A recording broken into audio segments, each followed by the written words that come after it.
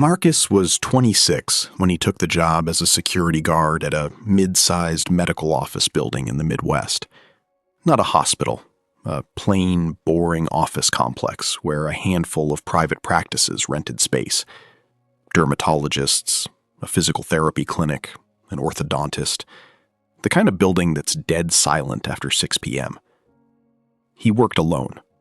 One guard, one golf cart, 4 floors, a set of master keys, and a logbook he had to sign every hour on every floor. For the first 2 weeks, nothing happened. He'd do his rounds, watch something on his phone, eat a sandwich in the lobby, do his rounds again. Easiest $300 a week he'd ever made, he told himself. Then came the note in the logbook. It wasn't his handwriting. He knew that immediately, because his handwriting is small and cramped, and this was large, looping, almost childish. Underneath his 11 p.m. entry on the 4th floor, someone had written 4 words. Room 412 was an empty office. No tenant.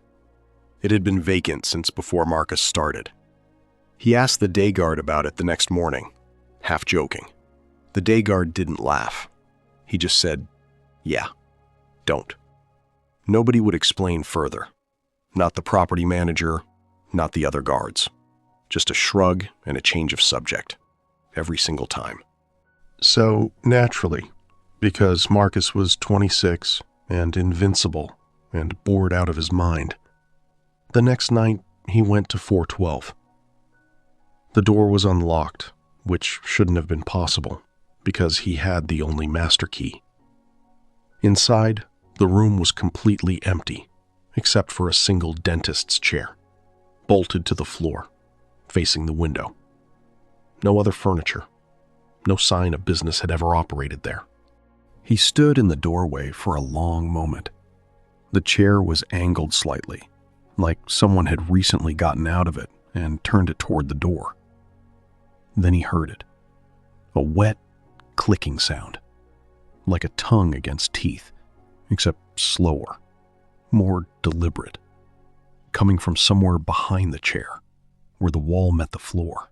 He didn't wait to find out what was making it. He backed out, locked the door, which he swears he didn't unlock, and radioed the day guard, even though it was 1 a.m. and no one was going to answer.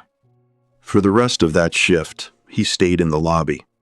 At 3:40 a.m., the elevator, which had been sitting idle on the ground floor the entire night, chimed and started moving. He watched the number light up. 2, 3, 4. It stopped on the 4th floor, sat there for almost 90 seconds, then came back down to the lobby. Empty, the doors sliding open onto nothing. Marcus finished the shift standing outside the building, in the parking lot, in October, freezing, because he decided that was better than being inside with whatever had just used that elevator. He quit 2 days later. He never found out what was in room 412, and every guard he's spoken to since has given him the same answer the last one did. Don't go in there. Just don't. He hasn't.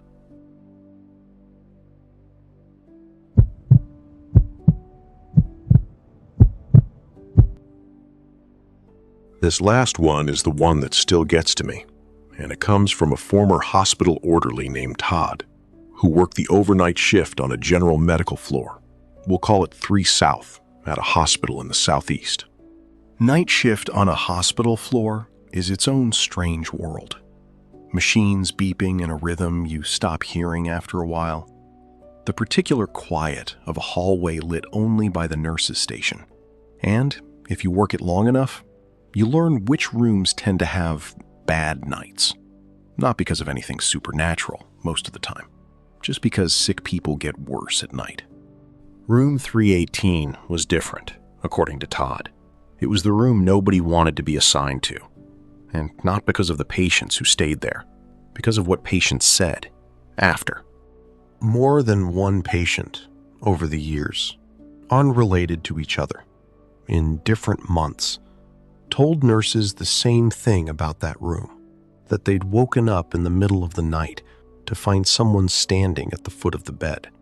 Not a nurse, not a doctor, just a shape, still, watching, gone the moment they reached for the call button.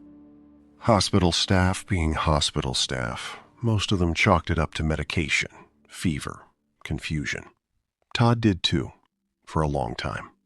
Then one night, room 318 was empty. No patient assigned. And Todd was doing a routine walkthrough, checking that the bed was made and the room was ready for the next admission. Standard stuff. He'd done it 100 times. The lights were off when he walked in, which was normal. He flipped the switch. Nothing happened. Also not unusual. Sometimes bulbs burn out. What was unusual was that the bed, which the day staff swore they'd made up hours earlier, was unmade. Sheets pulled back, like someone had just gotten out of it. And the call button, the one connected to a bed that hadn't been occupied all day, was blinking. Active. Being pressed. Todd stood in that doorway for what he says felt like a full minute, though it was probably 5 seconds. Then the blinking stopped. The light came back on when he hit the switch a second time, like nothing had ever been wrong with it. He made the bed himself. Didn't tell anyone that night because who was going to believe him? 3 weeks later, a new patient was admitted to 318. Elderly man, stable condition, nothing serious. Todd was on shift the night it happened. Around 3 a.m., the man's call button went off. Legitimately this time. The man was awake and pressed it himself. Todd went in to check on him. The man, groggy, pointed at the foot of the bed and asked Todd, quite calmly, "Is your coworker going to come back? The one who was just standing there." Todd told him no one else had been in the room. The man just nodded slowly, like that answer made sense to him, and went back to sleep. He was discharged 5 days later, healthy. He never mentioned it again, and neither did Todd. Not to hospital staff, anyway. He put in for a floor transfer not long after, and got it without needing to explain why. He still doesn't know who or what was standing at the foot of that bed. He just knows he's not the only one who's seen it. 3 different buildings, 3 different states, 3 people who just wanted to get through a shift and go home. Maybe there's a simple explanation for all of it. Tired minds playing tricks in empty buildings, old wiring, the kind of pattern seeking our brains do when we're alone in the dark for 8 hours straight. That's probably what I'd tell you if you asked me in daylight. But if you ever find yourself working alone, somewhere quiet, somewhere after midnight, and you hear your name called from a room you know is empty, I'd think twice before answering. If this one kept you company tonight, that's exactly what these stories are here for. Stick around, keep the light on a little longer, and I'll see you in the next one.